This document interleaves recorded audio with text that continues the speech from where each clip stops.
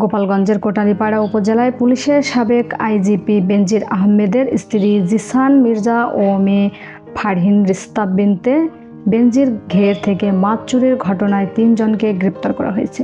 3 জন হলেন ডহরপাড়া গ্রামের কিশোর সমাদ্দার আলামিন শেখ ও পশ্চিমপাড়া গ্রামের মনির হোসেন। শুক্রবার 11 জুলাই মামলায় গ্রেপ্তার দেখিয়ে ওই 3 জনকে জেল হাজতে পাঠানো হয়েছে বলে এ তথ্য নিশ্চিত করেছেন কোটালীপাড়া থানার এসআই মামুনুর রশিদ।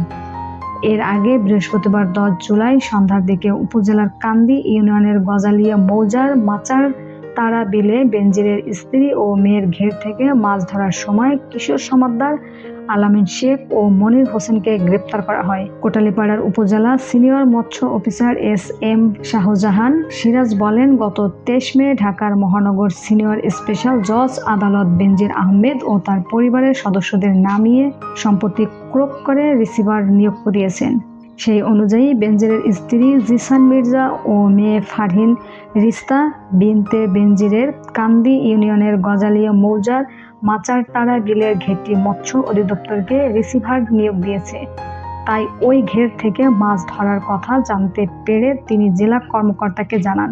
পরবর্তীতে জেলা কর্মকর্তা মাছ ধরা ব্যক্তিদের বিরুদ্ধে ব্যবস্থা গ্রহণের নির্দেশ দিলে তিনি ঘটনাস্থলে গিয়ে পুলিশের সহযোগিতায় তাদের আটক করেন। এ সময় তাদের কাছ থেকে 17 কেজি রুই মাছ ও একটি জাল জব্দ করা হয়।